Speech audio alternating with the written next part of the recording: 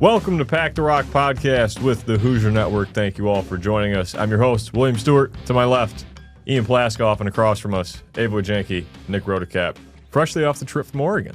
Correct. Made it back in one piece. Got back at about 11 o'clock on Monday morning. And I spent the next day and a half sleeping, pretty much, off and on. What was your opinion of Eugene? It's a great place. A lot of rain, but I've been told that's par for the course. Rain in the Pacific Northwest, I know. Oregon fans were great. I got chirped by a couple. I remember walking onto the train on Friday night, and one of them said, "It's going to be a long weekend." I looked him in the eye, and I said, "For one of us." That aged pretty well. Autzen Stadium is loud, but not as loud as they made it out to be. The fans left early once they realized it was over.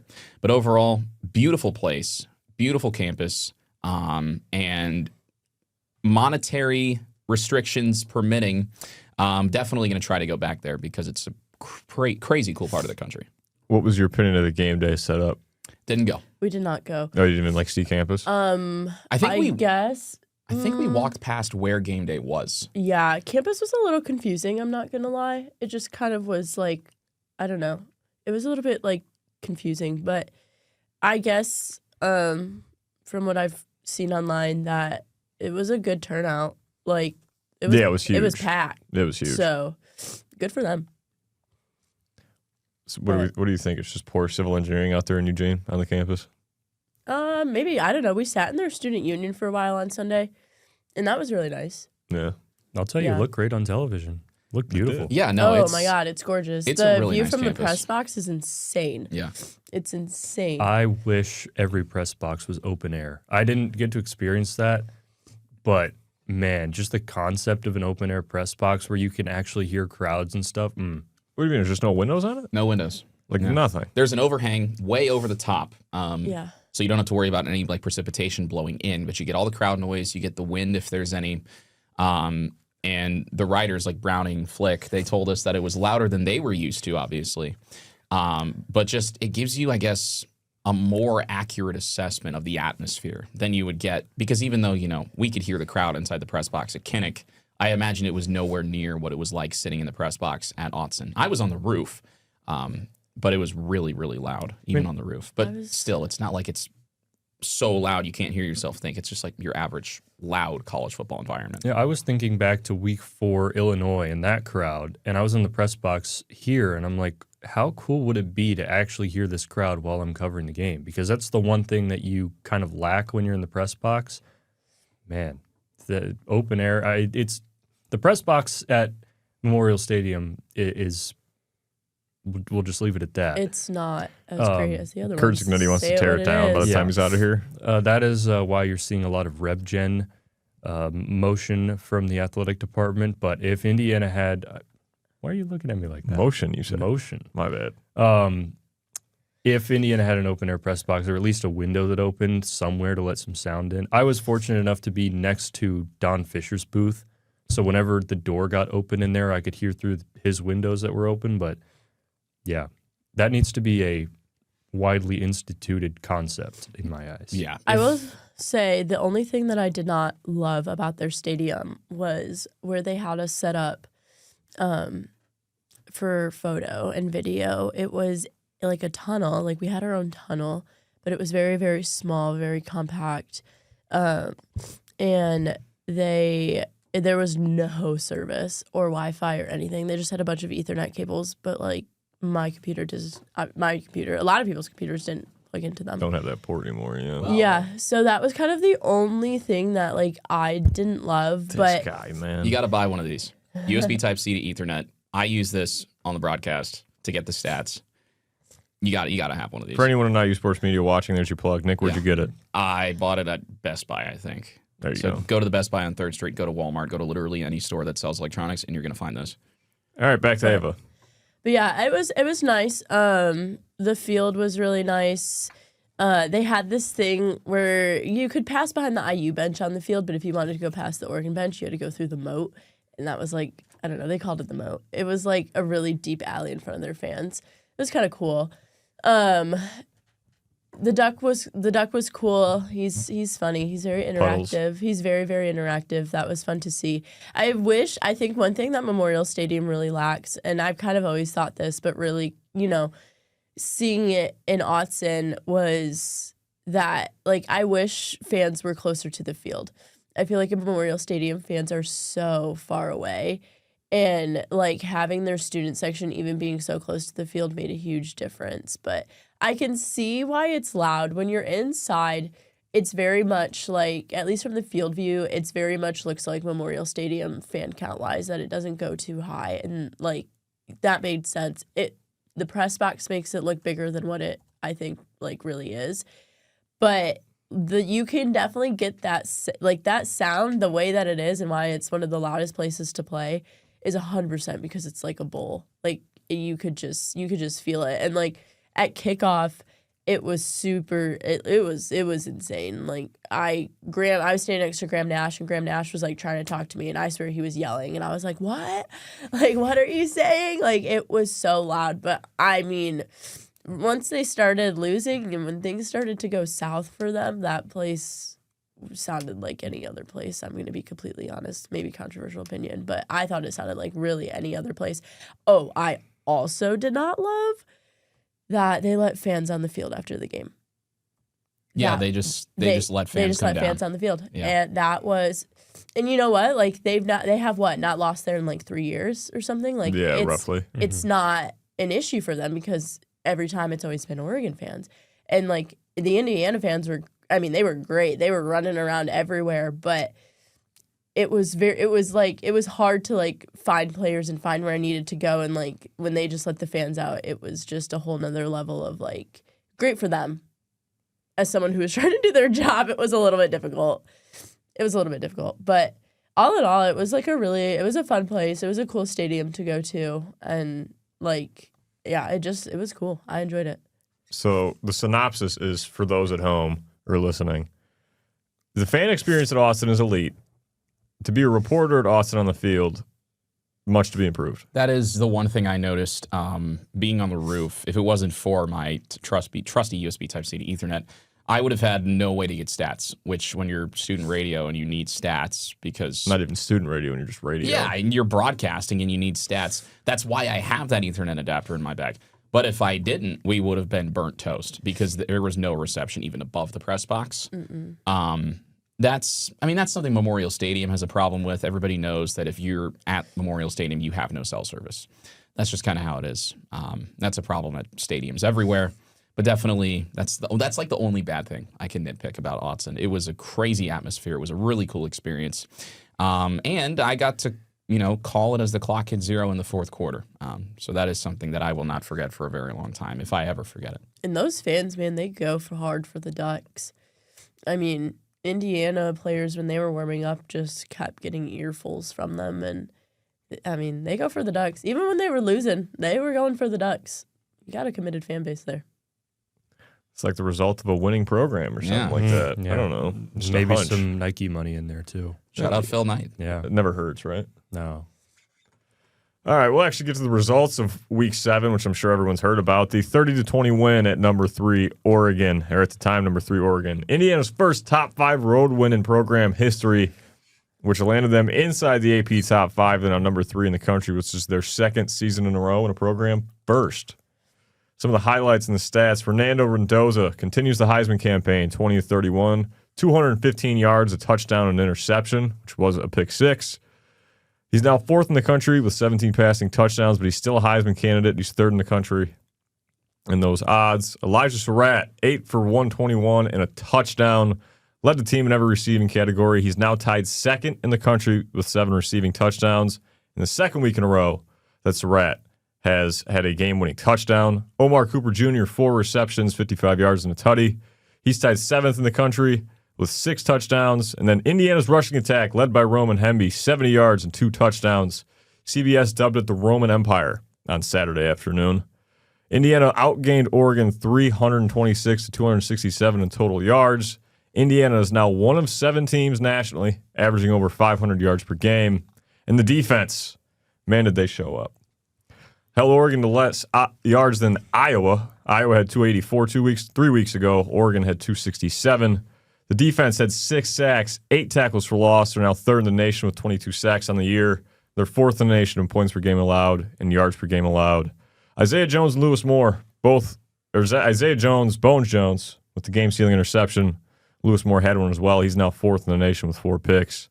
And the big news this week was all the national awards. Aiden Fisher, the Big Ten Defensive Player and the National Player of the Week for Indiana. Players also recognized nationally was Fernando Mendoza, Elijah Surratt, Carter Smith, and Sig won a couple awards as well. I would say it was a pretty good turnout, huh?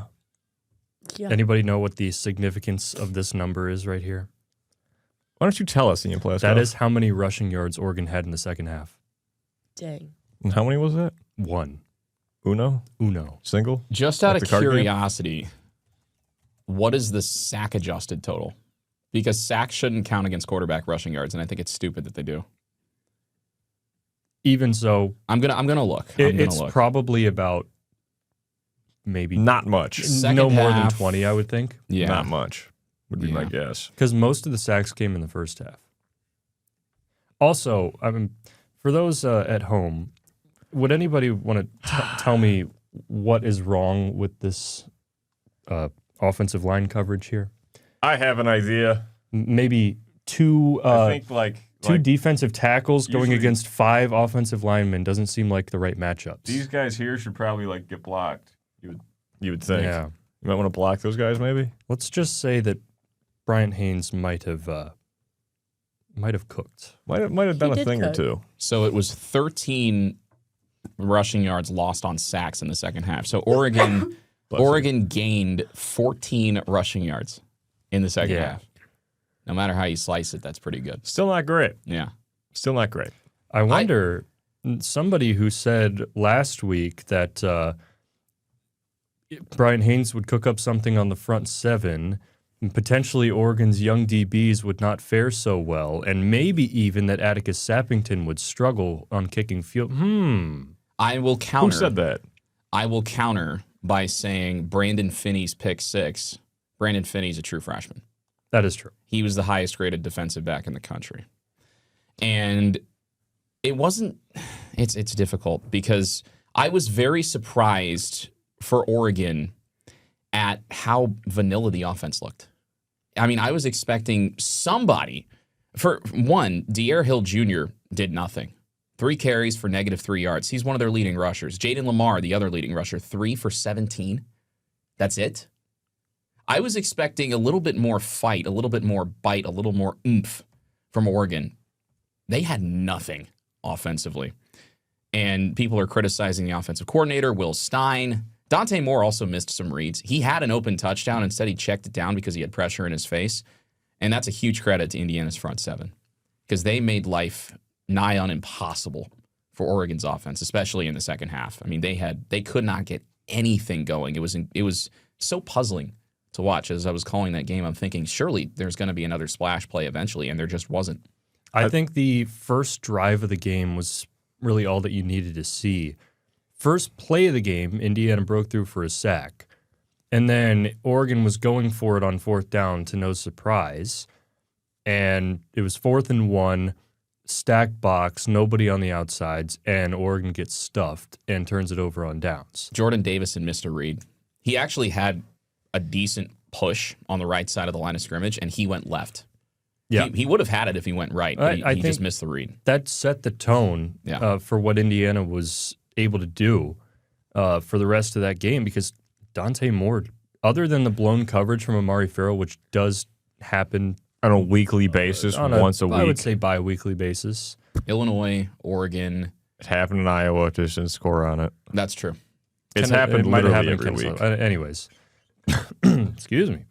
Other than that, I mean, Dante Moore made a nice throw there, but he locked onto his reads. Yeah, he did. I was going to say my next point here, if I could ever find the actual breakdown.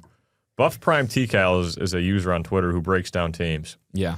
He broke down most of Oregon and most of Indiana, and he nailed just about every point of every weakness that was on the field for either side. There were a lot more weaknesses than in Oregon's team than Indiana's, even in his scouting report, which that dude nailed. Yeah. Which props to him. You can go through it for yourself. That's why I mentioned his name if you want to go read it on Twitter. I can't find it. I don't know where it is. He tweets a lot. But yeah, I'll find it. Oregon had a lot of flaws that were literally were all exposed by Indiana. Dante Moore was locking onto his first read and making the same, and only wanted to make that one throw. Hence the missed read on a touchdown and threw it straight to his check down, which still means he probably progressed through it. So I don't know how he missed it. But yeah, Indiana, they killed him. There's just no way around it. Oregon did not look great at all, apart from one drive, which even then there were still some questionable calls that kept the drive alive. Yeah, I mean, Oregon was in third down and long situations for the majority of the game, and that they went 3 of 14 on third down. I mean, Oregon's punter won some Punter of the Week award. That's Ray Guy. Respect Ray Guy. Yeah, I didn't know which award it was. The Ray Guy Award. He was the Punter of the Week, and for Indiana, I think if there's any award that you want Oregon winning, it's probably that one. Yeah, that's probably a pretty good sign. 3 of 14 on third down, 81 rushing yards. I mean, 6 sacks. It was just domination. Is that good? And it started with the linebacker group. I mean, Aiden Fisher got the national recognition, but Fisher, 13 tackles, 1.5 sacks, 1.5 TFLs. Elijah Hardy, 13 tackles, a sack, and 2 TFLs. Isaiah Jones, 8 tackles, a sack, 2 TFLs, and a pick. Then Kellen Wyatt, coming off the edge, 3 tackles, 1.5 sacks, 1.5 TFLs. I mean, that linebacker group, Hardy, Jones, and Fisher were all ranked in the top 5 of last week in PFF grades, and they were playing on the field at the same time. I mean, it doesn't get any better than that. I will say the one thing about PFF grades. This seems to be that people don't care much about them, but still, if there's a group of people that are relied on heavily for their analytical grades and all of them are in the top 5, that's insane, to say the absolute bare minimum. Same team on the field at the same time. You don't even have to know what the grades mean. If they're top 5 nationally and they're all on the field at the same time, in the same position, relatively, you know you have something there. Doing something right. Yeah. I finally found the Buffed Prime T-Cal scouting report on Oregon. The first thing that he had on Dante Moore's tendencies is he locks on his target after reading the first defender, doesn't see secondary defenders in zone, and he also said, I think, that if you get pressure on, he struggles with throws outside the numbers, locks onto his first read and spacing, and will force throws even when underneath defenders drop into passing lanes. That's exactly what happened on Isaiah Jones' I was going to say, interception. if you think about Isaiah Jones' interception, he where do you forced throw the ball pick? underneath, and Jones was right there in perfect outside position. the number and didn't see him in the zone. Yeah, he didn't see him. And it's crazy because all I was hearing about and all I was thinking about is how talented Dante Moore is with his arm. And to be fair, he is. But the weaknesses, Indiana keyed in on them and exploited them perfectly. And Bryant Haynes, he got offers last year, Power 4 head coaching jobs. This wild coaching carousel, he's going to be right in the middle of it, getting offers right and left, I am sure. I posted a little film review of the 6 sacks that Indiana was able to put together, and the stunts that were put on, there were nose tackles dropping into coverage, there were corners coming in, there were Tyreek Fisher Tucker dropping coverage out. Was insane. Yeah, I mean, who's psychotic enough to put Tyreek Tucker in coverage? With all due respect to Tyreek Tucker, I don't know if you should be playing safety, brother. Brian Haynes. He's psychotic enough. I mean, Dante Moore, experience-wise, there are quite a few more quarterbacks that have more experience than Dante Moore does. And what Bryant Haynes put together, I mean, he mixed everything up throughout the entire game, guys creeping up. He had a play, the 3rd sack of the game, dropped Kamara and Fisher into coverage, both defensive tackles, true double teams, and that left Isaiah Jones one-on-one with a running back and got a sack. I mean, he bulldozed past. I think it was Whittington. Yeah, I mean, just it worked. And sometimes it's not always about the Jimmies and Joes and the 5-star recruits and the 4 stars, whatever. I mean, Isaiah Jones was a Tom Allen disciple. And here he is leading the Big Ten in tackles for loss. I mean, it's just really, really fun to see these players develop in the system. You know who started calling him Bones Jones? It was Brian Haynes. Because we talked to him yesterday, and Isaiah Jones said that Brian Haynes is a big WWE guy. And so I think it was in UFC, my apologies. I think it was spring of 24, he started saying Bones Jones. And then Pat Kuntz comes in and says Bones Jones, and it just kind of stuck. And I'll tell you what, that was one of the only guys from the Allen era that stuck around. And you got to wonder, it's like he's kind of got that same like Mike Kadick arc where he was here when Indiana was at its lowest, and now he's here shining right now. And you got to wonder, I feel like there are very few college football players who are happier than Isaiah Jones right now. So Isaiah Jones is going to Barstool Sports and doing Fox NFL commercials now. Let's not go that far. Let's not go that That commercial far. was kind of hilarious. It was really good. It was pretty He good. did good. He did good on that. I was pleasantly surprised. But since Ian started by patting himself on the back, Yeah. speaking of the defensive line and other stunts, who said what did Haynes say? Put on your clown shoes and dance for No, me. not that. No, that They're- was so. Can we well, talk was about that, We'll please? get to that in a second. Okay. What did he call them? They were defenseless and undersized. Small and defenseless. When you're small and defenseless, who said you have to stunt a lot and get around their big or offensive line? I think all of us did. we But you said led that. the charge. I did. Yeah. I know ball. It's All funny. right. Anyways, back to Brian Haynes. It's funny because I was thinking the tweet that blew up, whatever. People took it as me saying that Indiana was going to get mauled and that IU was dunking on Indiana, and I didn't do that. I never said anything about who it was going to benefit. I was just pointing out numbers. You put numbers on a screen. Yeah, Bryant Haynes quote tweets it. He says, "Didn't realize how small and defenseless we're going to be. Oh no." Then Pat Kuntz goes on the radio show on Thursday and talks to Don Fisher and keeps saying, "I keep hearing about how we're going to get mauled, yada yada yada." So it's very clear that they used it as bulletin board material. And after the game on Saturday, Derek Owings, the strength coach, says, "Guess we're going to have to get bigger," or something like that. He quote tweets me again. My mentions get blown up. And there are people who are like, "Oh, yeah, you don't know anything about anything, yada, yada, yada." And first of all, at least I put my name and face on what I say. I don't hide behind a burner. I never have. I own everything that I say. Second of all, I walked into the press box before the game, and one of the IU staffers gives me a nod. I've never talked to him before in my life. So I think they knew who said it. And I posted a clip of the broadcast where I captioned it, "Bryant Haynes stuffed me in a locker." Bryant Haynes liked that tweet. Because it's hilarious. Yeah. It's a hilarious interaction. And I think the misconception around that whole thing was that it was a slight on Indiana. I never said that.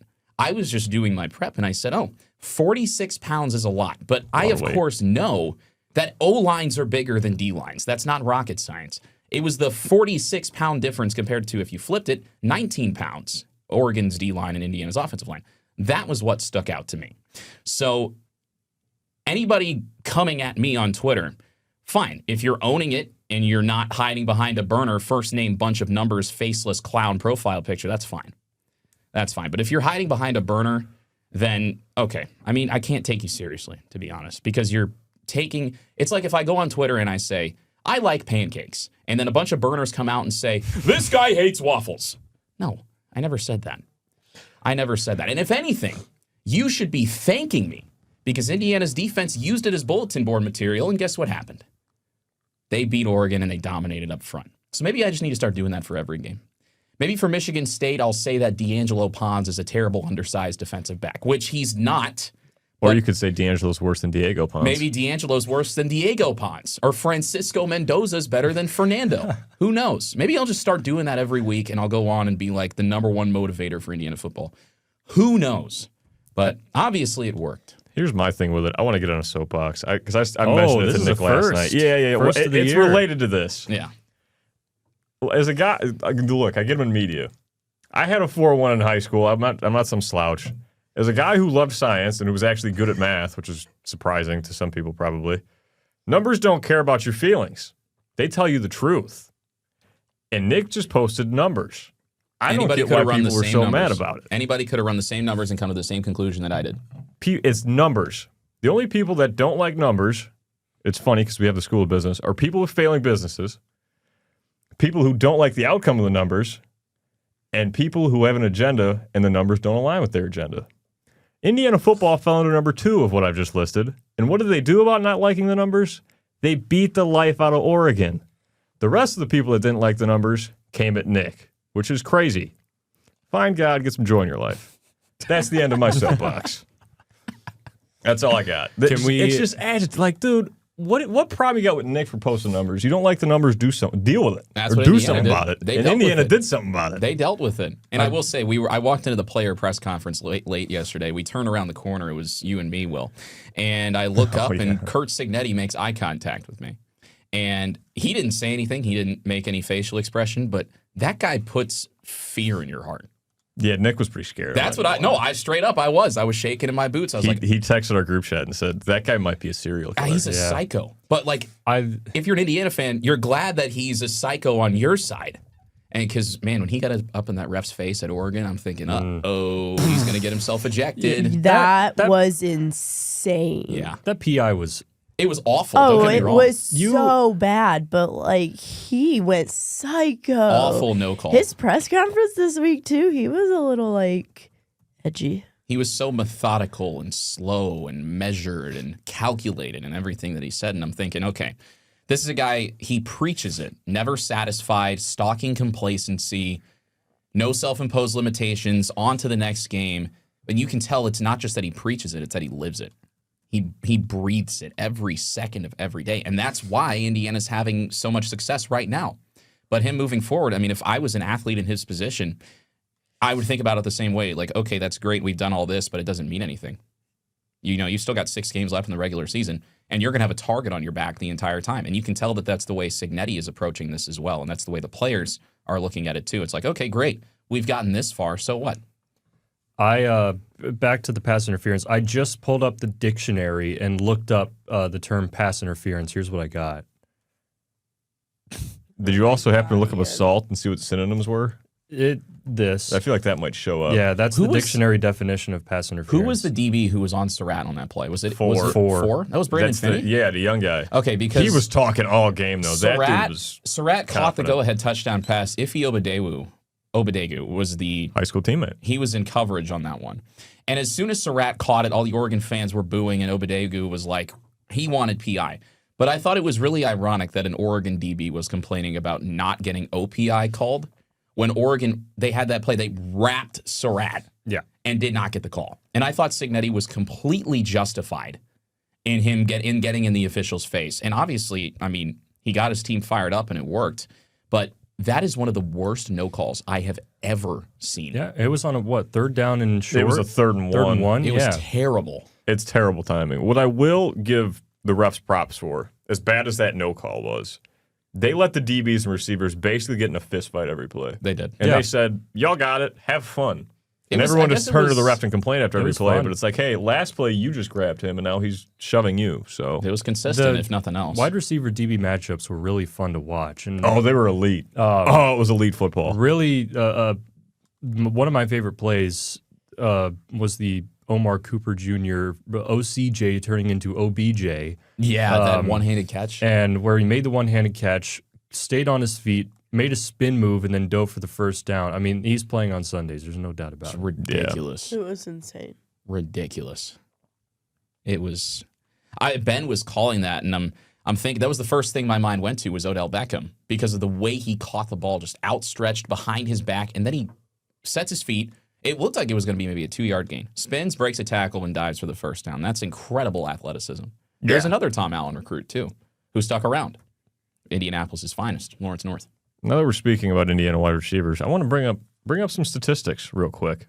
I'm going to bring up 2 players in the country. One of them is a Heisman candidate. One of them is not.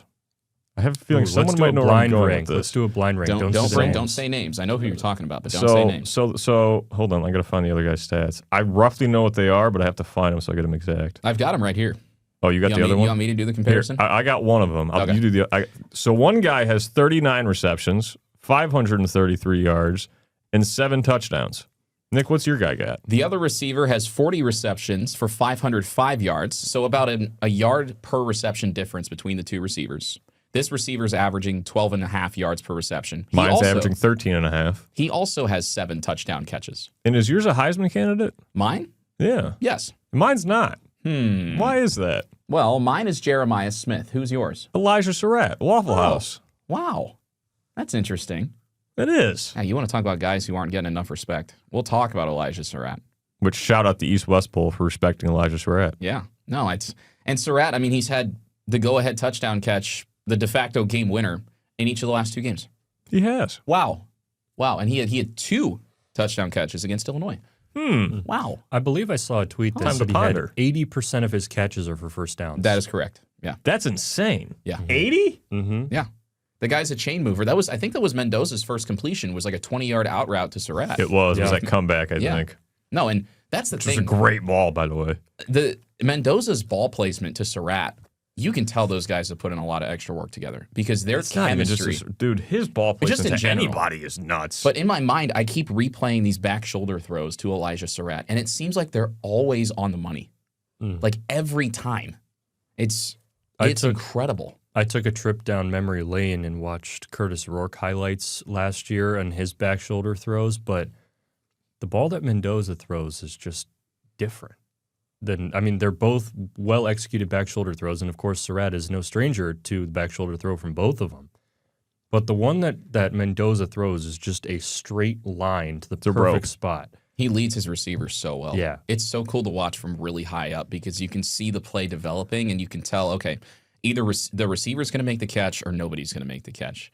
Except on that throw that he forced across the middle again, which is kind of becoming a concerning trend. I was not a fan of that play call. No. They were up 7. They had the ball. It was, 3rd and 6? I think it was 3rd and 6. You just run. And Finney just made a crazy play on that, though. Yeah. That was stupid. I can't believe he actually picked that off. Brandon Finney is going to be a name to remember, not just in college, but probably after college for a while. Yeah. He is a stud. Dude, he was talking so much during the game, and it was... Well, he deserved to. Right. Watching the game at Upstairs as a fan for the first time in my life, I was like, dude, number 4 is really annoying me. And then I'm like, well, he also keeps making plays, so I kind of can't tell him to shut up. Yeah, exactly. On Obadegu and the high school teammate note, for those who didn't see what I posted last week, Surratt and Obadegu were teammates at St. Francis Academy in Baltimore, a program that was founded by none other than Biff Poggi. Of course, head coach at Charlotte last year, and he's at Michigan this year. And Poggi coached from 2017 to 2020 at St. Francis, so I believe he would have caught the end of Surratt's career. Maybe He should have. yeah. Overlap by a year. Yeah, so whenever there's college football stuff, Biff Poggi is likely in the conversation somewhere because that man has the most interesting career path of all time. It's elite. I can't even let it. It's a pretty elite path. Yeah, but what do you think catching a game-winning touchdown on your buddy from high school is like? How quickly do you send him a text, by the way? Well, Surratt was talking a lot about Obadegu in the lead-up to the game because he was asked about it a lot. And I'm sure it sounded like they're still friends, so I'm sure they talked after the game or something. The only thing I remember Surratt saying is that his arms are so long he could scratch his knees standing up. And He said that about most of the secondary. Yeah. Well, he said it about Obadegu first, and then on Tuesday night he changed his answer to most of the secondary. Yeah. Which was just hilarious. And the results from that game, we went over a little bit. IU is now number 3 in the country, the highest they've ever been in the AP poll. They're behind Ohio State, who's still at number 1, have been for about the last 5 weeks.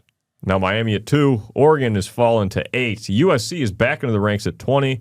And welcome Nebraska. It's the top 25. They're 25 exactly. You'll notice Michigan is out. Illinois also out of the top 25. They're still the highest vote receivers, but both out of the top 25. And the note that I keep just adding, Notre Dame is still climbing. Now number 13 in the country after waxing North Carolina State. Why is Illinois unranked? I don't know. That was kind of shocking to me. Losses to 1 and 3. Yeah. With the teams that are dropping them. the teams they that were were 18 both last week. The teams that were both in the top 20 when they played Illinois. Not just considering their ranks now, but clearly Indiana and Ohio State are 2 contenders in the Big Ten. Illinois loses to both of them, and they're now unranked. Well, they added Cincinnati, Utah. Memphis jumped a spot. Texas is how is Texas still ranked? Because they beat Florida, and they're kind of living off of that. They just beat Oklahoma. They beat Oklahoma. Yeah, well, Oklahoma's without. I didn't watch the game, but I know John Mateer did not play well. Where did Oklahoma fell to 14? It's interesting. The CFP rankings cannot get here fast enough. I am so tired of using the AP poll as the arbiter of who is this nth best team in college football because it's obvious that there are some flaws. But I think the AP voters dropping Penn State and Texas a couple weeks or last week was a step in the right direction. Now Indiana clearly one of the 3 best teams in the country. I said they would get first place votes. They got 3 of them. But as long as Indiana keeps winning, I don't think anybody's really going to care about the AP poll come college football playoff time. That feels pretty accurate. Everybody knows that I'm the big strength of record guy out of the 4 of us. And, I'll hold this number up again. What significance does that have this number time? 1 in the strength of record, which essentially says that Indiana has the best resume in the country. Yeah. Is that good? I think that's pretty good. Strength of record is, as described by ESPN, it reflects the chance that an average top 25 team would have the team's record or better given that team's schedule. And, yeah. Hey, funnily enough, Plaskoff, who's at the bottom of the screenshot? Oh, at number 13 in strength of record? Yeah. That would be Illinois. You mean unranked Illinois? Unranked Illinois. One spot behind number 12th ranked Oregon in the strength of record rankings. You mean number 8 in the AP poll, Oregon? I do. It's just odd. I mean, there's no correlation anymore. I think there is an argument to be made that Illinois is this year's Indiana, and that they are a decent team taking advantage of the bad opponents on their schedule and losing ugly to the great opponents on their schedule. The problem is Illinois suffered those losses too early. Because what happened, I mean, Indiana was number 5 when they lost to Ohio State. I think they dropped to 10. Sounds right. Yeah. But at that point, they had already built up a convincing enough body of work that, yes, this is a good enough team to be in the 12-team playoff. Illinois, suffering those losses so early on, relatively speaking, that might be their detriment in the long run. Not necessarily the teams that they lose to in Ohio State and Indiana, clearly Big Ten contenders, but when they lose to them in the first 7 weeks of the season. Or the first, 7 weeks. Ava, do you have an opinion?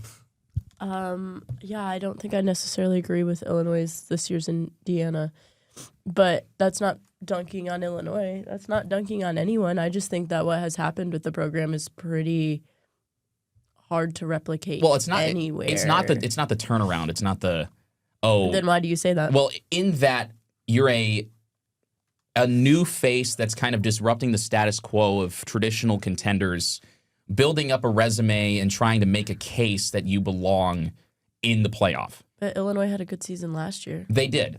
But I'm saying that, like, they're going to beat everybody else on their schedule, likely. Illinois-Washington, that's going to be a good game this weekend.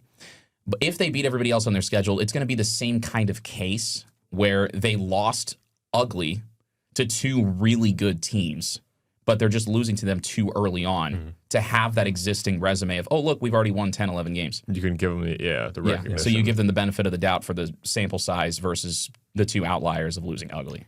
I think that this year's Indiana is the Indianapolis Colts. I can get on board with that. That's all I will believe say. how good they are. Although I feel like 2024 Indiana did not have nearly as many injuries in the secondary as this year's Colts. Yeah. But it is very concerning. Also, does the 2024 Indiana have 2 guys get hurt in warmups? Yeah. We're not going to talk about that. Including Drew Ogletree just obliterating Charvarius Ward. Oh, he laid him out. Ugh. Ouch. Yeah. Hey, they won. Then Richardson spends the did. game in the hospital with an orbital fracture. From band work. Yeah. What a spot the state of Indiana is in I for wonder football. if Derek Owings will eliminate all band work activity within the Indiana football program. Anthony Richardson is like the San Francisco 49ers of quarterbacks. He just finds creative ways to get injured every week. That's an interesting one. Yeah, he's a 49er in spirit. Okay. Strictly because Curtis of weird Rourke. injuries. Yeah. Curtis is there, yeah. They CJ had- West. Yeah. They had Curtis on towel duty on Thursday Night Yeah. Football. That's called being the 3rd or 4th string quarterback. Rehabbing a torn I would say ACL. it's called rehabbing 2 torn ACLs. yeah, they that- would like that a too. quarterback that has 2 ACLs. Feels CJ kind of West. important, huh? Two tackles in October for the Hashtag 49ers. Pro IU. Yeah. Nice. All right, back to the current Indiana team. Kind of current. Oh, boy. Nick's homie, Angelo Pons, Angelo. has developed a hoodie. Yeah. I think it's a hoodie, right? It's like I think it's just a sweatshirt. I think it's a crew neck. And it says Diego Pons on it. Yeah. What does it say in Spanish, Nick? Hold on. Prueba cinco obtén seis, I think. See, sounds right. I haven't looked at it since yesterday. Try 5, get 6. In but Spanish. Yeah. en español. Yeah. It's just hilarious. It's just something I want to talk about. I've I always can't thought believe that- they actually made that. I've always thought that message is interesting because obviously it means you get 6 going the other way. Well, yeah, But I it know has where a you're going dual with this. meaning where you try 5 and you do score a touchdown every with time? 6. That Yeah. I mean, Pons, against Oregon, probably the most talented receiving core he's faced at Indiana outside of Ohio State last year, maybe Notre Dame. He allowed, 2 catches for 14 yards? Oh, he's a dog. Just yeah. the message is a little misleading It on the can sweatshirt. get flipped on its head. Yeah. Yeah. What I thought was, I think somebody said they threw at him 14 times. Which who throws it Why would you throw at D'Angelo Ponce that Because much? Dante Moore Burns. locks onto his first read, and his first read tends to be his best receiver, and his best receiver tends to be covered by D'Angelo Ponce. That tracks. Interesting. Yeah. Wow. I want to see that sweatshirt. I mean, I'm going to. Hopefully, I'm gonna get my hands on one The great meetup. on Saturday because I started that. I'm going to take credit for that, and I'm going to be insufferable doing it. But the Diego Ponce sombrero and the mustache, and shout out to whoever it was. I think it was Boston Connor on the Pat McAfee show saying it was Diego instead of D'Angelo Ponce. Who also got a shout-out post-game Pat from Fernando McAfee is Mendoza. going to start. Somehow, Pat McAfee's going to get his hands on a Diego Ponce sweatshirt and wear it on his show. At least Boston Connor has to get one. Or Boston he Connor. said it wrong. Yeah. That's gonna be like my legacy on the Pat McAfee show is him mispronouncing my last name and then Mispronouncing wearing D'Angelo Ponce's name. and then wearing a Diego Ponce sweatshirt. That's gonna be so sick. So Nick last week posted numbers. This week he's posting a picture in a D'Angelo Ponce or a Diego Ponce hoodie. Yeah.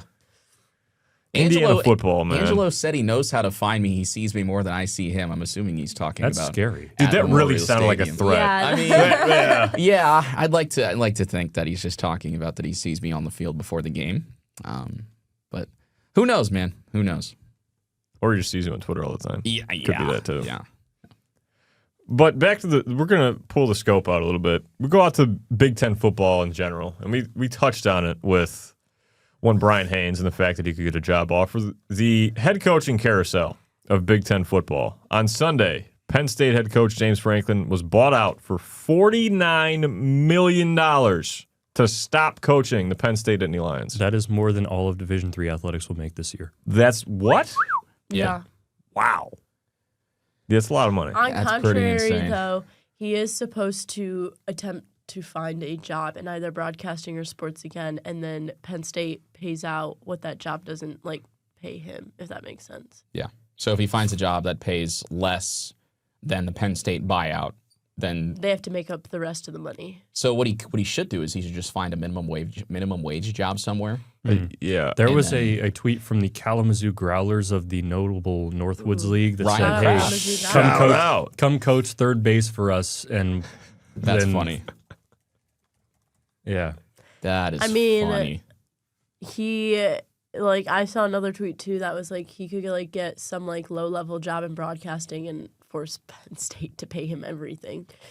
There could be But- openings at the Brebeuf Sports Network at Brebeuf Jesuit Ooh, Rectory. chills. Even if Chills. he gets was like a a really- big time job, you pay him $1 million, you still owe him 48. There's no way. It was There's a- no way around it. Penn State's going to pay him a lot of money. Yeah, they will. It was a really shocking notification to get on Sunday, I fear.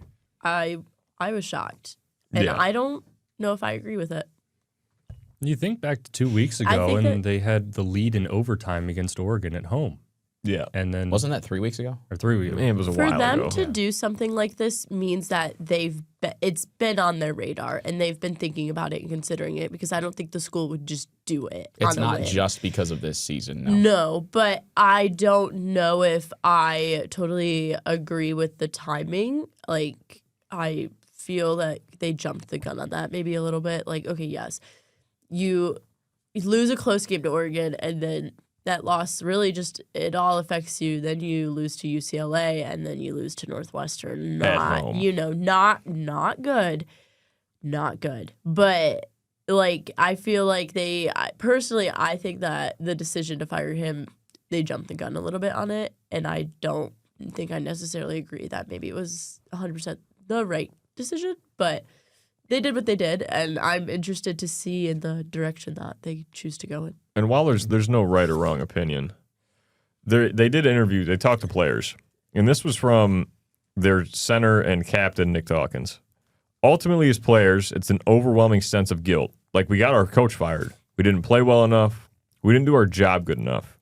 Now he doesn't have a job anymore. It's just a new sense of ownership and responsibility. There is a 20-year-old kid that feels responsible for his coach getting fired, and now has to deal with all this flack. That's In the pretty small sucky. in the small picture, maybe, but I would counter this by saying James Franklin was 4-21 against top 10 opponents Right. in his Penn State career, and 1-18 against top 10 Big Ten teams in conference games. So Curt Cignetti in 3 games got more top 10 wins over Big Ten opponents than James Franklin had in his entire tenure in Happy Valley.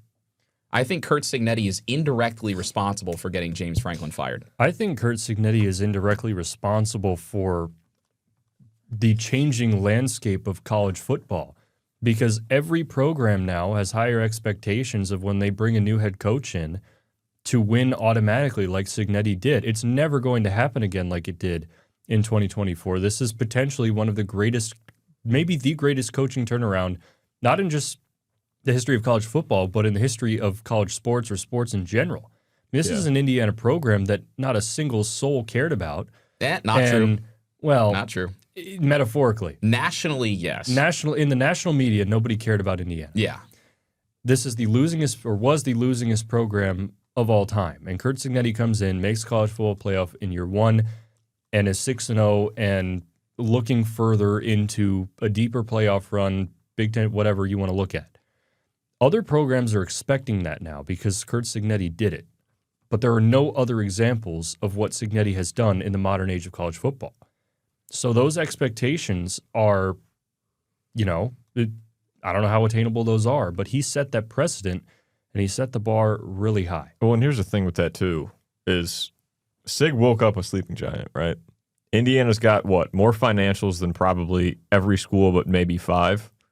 I mean, they have the largest alumni network in the country. They posted that yesterday. Just announced, yeah. Yeah, they just announced that yesterday. And he got Cuban to start donating to athletics. Mm-hmm. Right. I think you have that's the largest donor backing, arguably in the Big Ten, and the largest alumni network. Mm-hmm. That reach is, you can't parallel it. You literally cannot mimic it if you want to. I think that the Merchants Bank Field gift and the Mark Cuban coming out and saying he started donating, I think that's kind of going to be the start of people giving to this program and wanting to just give money. And I think that it's going to be really interesting what what this team becomes in the next 4, 5, 6, 7 years. Oh my God, I should not have done that. Shouldn't have gone that far. Thankfully, it wasn't on camera. But I like it, and how they can compete with those upper level, those schools above them, essentially. When people's alma mater, especially people who have a lot of money, when their alma mater starts to win and be successful and become prominent in the national media, those people start to become a little crazy. And in a good way for those alma mater schools, because they are just going to throw money everywhere to get Indiana or whatever school it may be to continue winning, to continue having this national prominence. And that is what started to happen. Mark Cuban, on purpose, has never given money directly to athletics. But there was a fantastic, in the words of Fernando Mendoza, article that I don't remember who it was. I'll find that momentarily because I want to give whoever wrote it credit. But Mark Cuban, in an interview, said that when he talked with Cignetti, when he talked with university leadership, he kind of turned his opinions around. And having a guy like Mark Cuban on your side financially, I mean, the Cuban Center's fantastic. It's great. But when you're giving money directly to the athletic program from a guy like Mark Cuban, that changes everything. Richard Johnson, CBS Sports. Yes. That's who wrote the article. Great story. Thank you. And the other thing with the coaching carousel too is obviously Deshaun Foster. He got fired in week 3, so that's a month ago at this rate. I think 6 coaches have been fired now at least, which leads us to Michigan State's head coach Jonathan Smith. Ava. Correct. Yeah, I'm just gonna let you take it. Correct. So for those of you who don't know, I live about 10 minutes from East Lansing's campus, which means I get filtered in a lot about MSU sports. And my family is also big Michigan State fans. Jonathan Smith has a hard job because he is the guy that came after the guy that came after the guy. Mark D'Antonio was a legend to this program and still is. He's still on the sidelines to this day. I saw him last year when we played at MSU. And then you had Mel Tucker come in. And that's what that was. That happened. And then you have Jonathan Smith come in. And, he had seemed really, really promising. He had a great, season at Oregon State. And he seemed like he was the guy for the job in the moment. And he's been really great. But after last season, I would say in East Lansing, there was a little bit of weariness from the fans, shakiness from the fans. I don't really know the word I'm trying to use, but it felt like there could be a hot seat in his future. These fans really, really go hard for Michigan State football, and it just seemed like if he couldn't figure it out, his tenure would be shorter than what they thought. Well, he came out to the media this week and said that his job is on the hot seat if he does not turn it around this season, or even potentially next season, if they even allow him a next season. And I think that's something to really note going forward, and that this game this weekend, Michigan State got outright beat by UCLA last week, and I'm sure we're going to talk about that. But, this game is, I could see Michigan State firing really hard in this game and giving him what they can, because his job is on the hot seat, which is insane to say for a coach after 2 years in one place. But, that's just how this Michigan State program kind of rolls. And I think it's just really interesting with all of the coaching carousel going on. But for him to come out on Monday, I think it was Monday, and say, my job, if I don't turn it around this season, if I don't win at Indiana, is on the hot seat, is a bit, I was Feels extreme. A bit extreme, but it was, it was something that I had felt was going on in East Lansing. So for him to come out and say it really kind of confirms what's going on. But not even for he's him. got a hard job. For any coach he's to got come a out and hard do job. that is kind of wild. He's got it's tough out there in East Lansing. I think the mindset has changed. The external pressures have changed, with NIL being such a key in college athletics now, because people are financially invested more and more into their programs. And so it's kind of like anything else. If you make an investment into an NIL collective, which, is paying players to come for your school and represent them on the field, yada, yada, yada. In for Indiana? Which Michigan State did not start an NIL collective till the spring of this year. Well, there's your first problem. You were late, late to the party. They were very late to the party. But those people who are invested, and the fans who see other teams having success in the NIL age, in large part because they committed a ton of money to it, those fans are thinking, well, my investment is useless. So either I'm going to stop investing, or I want my dollar to actually have more power, and I want the current head coach, who is obviously not getting the job done, to be shown the door so that we can get somebody new in there and get me more bang for my buck. So I think you're seeing the turnaround time shrink from maybe 4 or 5 years down to 1 or 2. Again, this is in part due to Curt Cignetti breaking all the rules of how turnarounds are supposed to work, and he is the exception, not the rule. And that's their first mistake. It's not supposed to happen overnight. It's supposed to take a little bit of time. And for Michigan State to be in the Big Ten and watch Indiana go into East Lansing and score 47 straight points last year. Wait, this guy's a first-year head coach too? Well, what are we doing wrong? And I think that's also part of it. But I think it would be kind of surprising to see Michigan State fire Jonathan Smith after losing to an Indiana team that is obviously on paper leaps and bounds above them. I don't think that would be a very fair way to treat a second-year head coach. But again, UCLA fired Deshaun Foster after 3 losses to start the year, and it seems to maybe have worked in his second season. Yeah, I think they give Smith the end of the year. That's what Penn State should have done, and that's what Michigan State needs to do. I think that it would be dumb of Michigan State to jump the gun and fire him, and I'd even argue to give him another year. I mean, he's had 2 years, and he absorbed a program that was Mel Tucker's. That was difficult. He wasn't absorbing Mark D'Antonio's program. He was absorbing Mel Tucker's program. So that's really difficult. But I think that they should at least give him to the end of the year. I'd arguably give him another year. But, they want results at Michigan State. They always have. They always will. That football program used to be very, very dominant in the Big Ten. And, obviously they want it again, as would anybody else. And I think fans are starting to get outpriced a little bit. And so I think that's also where a lot of their demand of like, well, if I'm going to be paying so much, I want a winning football coach. But and understandably so. But I just think that like I think that it's almost too early for him to be on the hot seat. I think you got to give him more time to figure it out before you just jump the gun. I want to pose a question because we're talking about how Cignetti broke all the rules in year one and set the precedent for the rest of college football. When Indiana hired Cignetti and all the players started to come in and it was time to make your preseason predictions last year of what Indiana's record would be, what did you say? I think I said bowl game. Maybe I think we said the ceiling was like 8-4. We figured they'd drop a few. Yeah, that was so long ago, I don't remember. But I know the national media picked them to finish 17th in the conference. Yeah. I thought 7-5 was reasonable. That was like the general consensus was bowl game. Yeah. So, I mean, that just tells you all you need to know. I mean, that's the thing about Indiana. And it was a perfect storm for Cignetti. And Indiana, you could see, thinking back to 2023, you could see the writing on the wall that Allen was going to be fired well before the season was over. But Indiana waited until after the bucket game to fire him. And then they had Cignetti in the door 5 days later.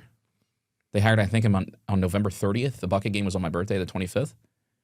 So they hired Sig in the span of 5 days, and it was a perfect storm.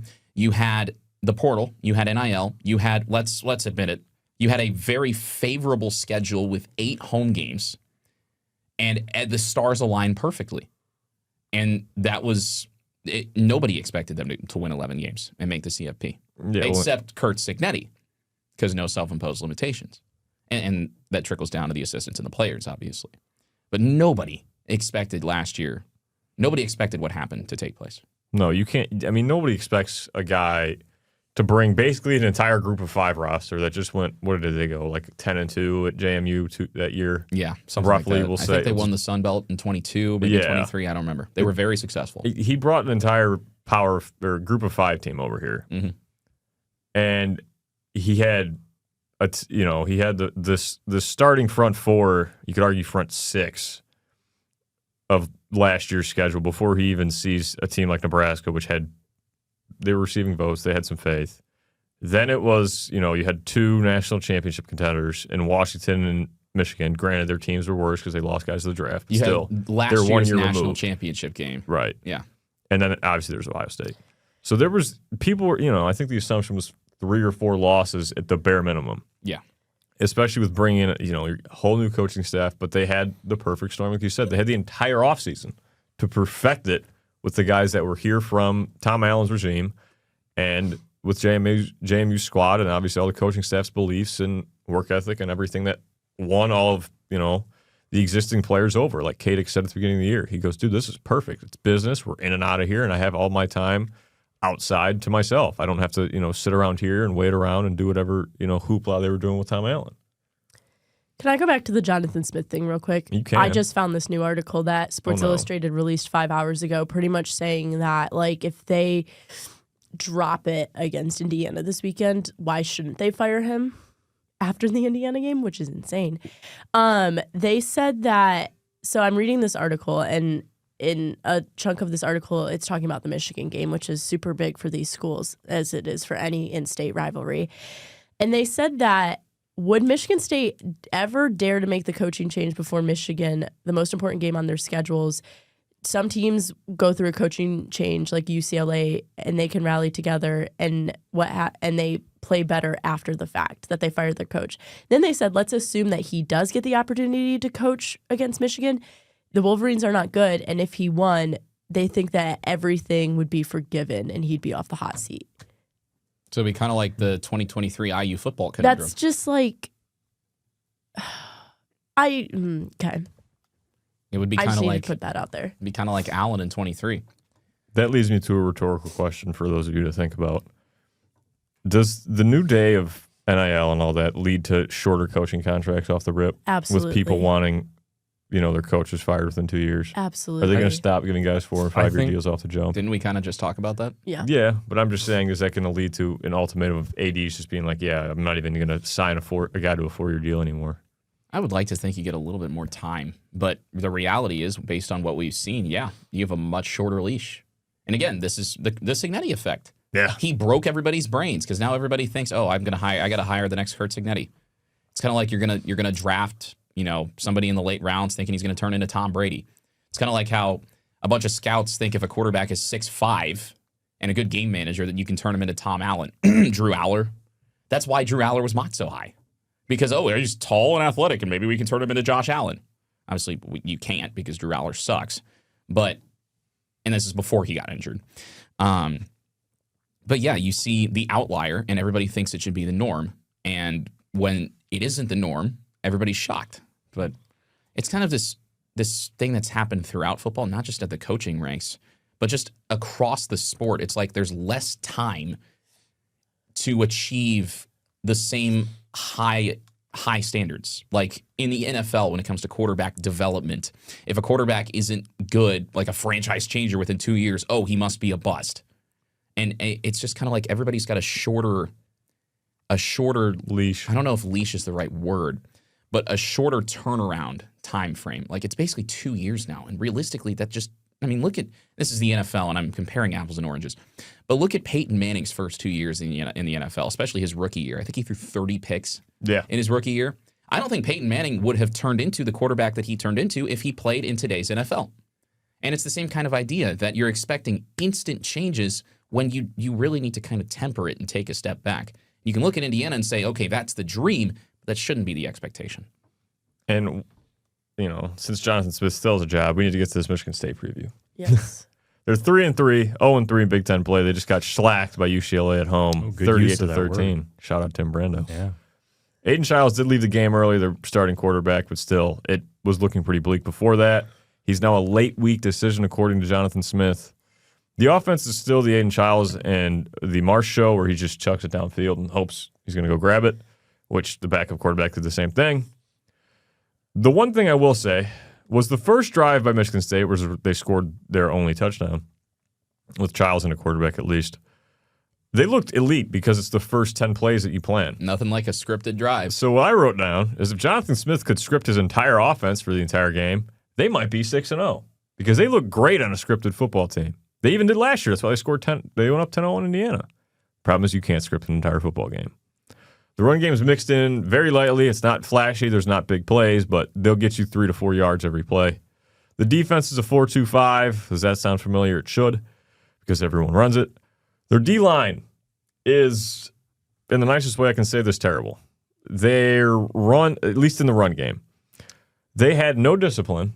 They were either getting blocked 4 yards downfield or they were upfield 5 yards, which if you notice how far my arms are, the same thing happens on a football field. There's a big old gap for UCLA to run through last week, which shows me there's just a lack of coaching and discipline amongst the defense, which reflects on Jonathan Smith, which I also think is a problem with Aiden Childs not being able to develop. But the aggressiveness does help the D-line. In the pass game, they were able to rush UCLA's quarterback a little bit. They got in the backfield. They caused some issues. He made some errant throws, but didn't kill him in the end and didn't affect the game too much. Obviously, UCLA still scored 40. Their defensive backs, they run a soft zone coverage. A lot of the drag routes, a lot of crossers going to be open over the middle. It's man in the red zone, so Elijah Surratt's probably going to get open on a slant or an out route, or Omar's just going to head top somebody. Who knows? There's the occasional blitz, but it's not too complex of a defense. It's really pretty vanilla as a word that people have been using a lot. So Michigan State on paper doesn't look too great. Not going to lie to you. That's a way to put it. Jonathan Smith, your job, that seat might get hotter, brother. I'm on the broadcast this week for WIUX, and as part of my prep, last night I was watching back the Nebraska game, Michigan State-Nebraska, and then part of the Michigan State-UCLA game. They looked terrible last week. The defensive line, they have a lot of players that play on the line. The depth there is really good, but I don't know if they know what they're doing. Depth doesn't matter if you don't know how to play well. Is it depth if all the players suck? That's the thing. Yeah. They have lots of players, but not a lot of them are good. The anti-Oregon running back room, where Oregon has a lot of running backs who are good. All suck. I mean, that's basically what. I mean, I just said it too. Yeah. Yeah, their It's D-line looked terrible. It's kind of like then- what Josh Allen said. There are players on this roster. Yeah. Because there are players doesn't mean they're good. Yeah, I mean, there's players on the roster. the offense is so predictable. Like Outside of the scripted plays. outside of the scripted play, I mean, the runs. There's really not much going on. It's just the below pass average game. football. I mean, Nick Marsh is the superstar. They'll mix in Amari Kelly and Krishan McCray, but if you have D'Angelo Pons on Nick Marsh, it should be a pretty easy Rough. offense to cover. a rough watch. I feel like the lack of discipline with this team was also something that was an issue last year, It was and it continues to not be an issue this year. correct. That is something I do remember saying very. I feel like we said that a lot. I said it a lot last year. I know I did because it was watching Aiden Childs. I have the agenda that I think this dude's good at football, which, whatever. But he hasn't progressed somehow. Yeah. He looks like he's gotten better, but he really hasn't because I don't think there's much coaching or discipline going on, and it's at this point showing in the whole team. Last year it was kind of covered up. They didn't look this undisciplined. But watching the UCLA game, it's like, dude, what are you guys doing to practice? Yeah. Like, did you I guys think- forget everything you to even let learned in high school? UCLA walk into your trap and take over it, Oh, it's not even. like they Dude, they did more than that that. was just We're assuming that Michigan State practices. Yeah. that was I mean- just brutal. There was nobody left in that stadium by the end of the game. I don't It blame was them. a ghost town. I'd have left it at was half. A Not ghost even. town. One of the biggest stories for this upcoming week, I mean, obviously Michigan State is going to be behind the 8 ball coming in, but if Generous Childs outlook. is out, Alessio Milivojevic is a backup quarterback playing on the road in a sold-out homecoming crowd at Memorial Stadium. I mean, Childs would also struggle probably with that, but with a backup quarterback like Milivojevic, I'm just practicing saying that name in case Yeah. I have I'm to say it on the noticing that. broadcast. Yeah, I didn't even try. So shout out to Plaskoff. It could influence many things. Coughing baby versus hydrogen bomb. Here's another thing: if we're sitting here speculating, does Michigan State even practice, or noting how undisciplined they look? How bad is a backup quarterback? I don't know. If the Also- starting quarterback is developing. It is worth noting that UCLA cannot practice, at least where they're scheduled to practice, Oh, because wow. their practice field that they just installed flooded. Yeah, Oh, no. way. It doesn't have any underground drainage. is that actually the truth? Yeah. They didn't put drainage under the field. Nope. People want UCLA's athletic director fired for that, I among mean- many other reasons. Yeah, I'll give it to UCLA though. Like, yeah, they fired their coach, but they've had quite the turnaround in the past couple weeks. That's Kind of. It's suddenly Kind of. become one of the more Kind interesting. of. It's interesting. matchups. I wouldn't say it's like a great. Like, it's not like I'm not like, oh my god. Blah, blah. I'm just saying it's interesting. they're scoring points. It's interesting. I would counter by saying they are going to get figured out by the time Indiana plays them next Well, week. yeah. I think that's fair. Yeah. It's a fun little 2-game, maybe 3-game flash in the pan. I don't know who they play this week. I don't know if they play this week, but let's look it up. Let's look it up. While you're doing that, just for those. Oh, they play Maryland. Ooh, The battle of fired head coach versus might get fired head coach. When UCLA comes to Indiana next week, just a introductory, you might want to keep your eyes on Big Noon Kickoff. I could see that. Still like it's a bad thing. No.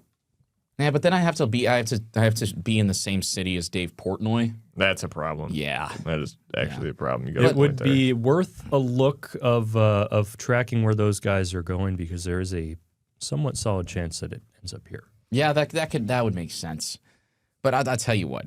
I think that this homecoming crowd, if Nebraska last year was buzzing, this year is going to be buzzing times for 2. sure. I cannot wait. Except the weather's going to be interesting. There's a chance for rain no. on Boo. Saturday. Yeah, there's a chance for rain. Boo. It increases throughout the day. It peaks in the evening after the game is likely over. But we're looking at mid-70s, cloudy, temperature of 76 degrees at kickoff. And don't know what the wind is going to look like, but might be one of those days where it feels a little cooler than it is because there is a chance for rain in the area. Although if rain is a factor, I wouldn't be too worried because Brendan Franke made a 58-yard field goal in drizzly conditions at Autzen Stadium. Not bad for your first career field goal. Thank you, meteorologist. First Nick career Rodecap. field goal, and it's the longest in Autzen Stadium history and tied for the longest in Indiana football history. And that's his only made field goal of his career. And that's pretty good. Fascinating. Not bad. Yeah, Cignetti would say. Pretty darn good. And for the last segment, for Plaskoff's favorite segment today, Oh, the record update. why do you say that? I don't know. I haven't looked at it. Ian Plaskoff is going to gloat. No, he's not. But Is he? in first, per usual at this point, Ava Wegenke's got 7 points. Wait, really? Yeah, you're still in first. How? Because I was the How? only one that scored. Because And I was in picked third. Oregon, you picked I Oregon. picked Oregon. He picked Oregon. Yeah. Yes. So none of us scored. None of you scored except. And I still maintain I was so prepared to sit on here and be like, it was a quality loss. Like, I shouldn't have been daunted. Well, the guy who was down 2 scored 1 point. So Dang. Almost 3. Almost All right. 3. I'll Yeah. take I'll it. let you go take through it. the recap. It's all good. all right. So in second place, along with me, is Plaskoff. We're both sitting here at 6 points. And per usual, in last place, Nick Rodecap with 4 points. Hit him with the per usual. At this point, they're solidified at first and fourth. There's Curt Cignetti right there. That's crazy. He's Yeah. got the underbite going. Yeah. No, our program has not had a good start to No. in the score You prediction might be on the department. hot seat. I am going to nail these last 6 games, score, margin, winner, all 100%, and I'm going to run away with this. I will put this out there. I said 31-28 Indiana for the Oregon game. If Oregon caught that Hail Mary at the end of the game, which was very close to happening, I would have got a 3-pointer for margin of victory, and I would have taken the lead, and it would have been 1 point off on either side from an 8-pointer. Theoreticals, hypotheticals, blah, blah, If- blah. Is if this I the had SEC? Is this wheels- the SEC, Ian? If I had wheels and pedals and handlebars, I would be a bicycle. You would be. But I don't, so I'm not. I am Ian Greg Sankey Plaskoff. Put us on a neutral field, It just means more. and then we'll talk. It just means more in the tie for second place. Yeah. Yeah, the battle of the year is second place at this point. Almost. Okay. Hey, I was 3 points off of nailing the scores in the margin. I just picked the wrong team to win the game. Well, that's the big one, isn't it? Because nothing Yeah. else counts if you don't get the right team. Yeah. It's teach tape, learning moment. Yeah. It's a lesson. A rules update for everyone since we haven't actually picked a score in, a couple weeks because of the bye week. If you get the winner correct, you get a point. Hence Plaskoff. Margin of victory is 2 points. Get one team score exactly correct is 2. Get both team scores 5 points. You get 8 points in a week. Time to do the score update or the score prediction. Just get right into it. Plaskoff, who you got? I'm going to take Michigan. No, it's it's Indiana. They cannot ride the high of an Oregon win. This team doesn't do that. They stay laser focused. I think it will be. Last year was 47-10. Yeah. I think it'll be 56-10. You son of a gun. I say 42-7 Indiana. In honor of Carlos Hoosier being suspended again. Where is this going? They suspended a second Carlos Hoosier. Indiana's undefeated after Carlos Hoosier gets suspended. I think he gets suspended again. I think Indiana wins 49-7 over Michigan State. Plaskoff almost took my score entirely. I'm going to go Indiana 56-6. 2 field goals 2 field goals. or 3 safeties? 2 whole field goals. Wow. Or 6 3 1-point safeties, make it safeties. frisky. 6 1-point safeties. If we just if three safeties happen Make in the it game, frisky. you know what? Let's lose my mind. Michigan I'll tell State you. wins by chaos. Hey, I once saw Jan Gomes hit 2 triples in a game at Wrigley Field. Anything can happen. That's true. Yeah, but yeah. And Penn State thinks they can hire Marcus Freeman. So anything can And happen. Curt Cignetti. And Curt Cignetti. But that'll do it for Pack the Rock podcast this week. Thank you for joining us on this long, chaotic episode. Once again, I'm William Stewart. Next to me, Ian Plaskoff. Across from us, Ava Wegenke, Nick Rodecap for the Hoosier Network. Make sure to follow us on Twitter for all your Indiana football needs and follow along with the Hoosier Network for all your Indiana athletics needs. Thank you for joining us. You'll have a great week.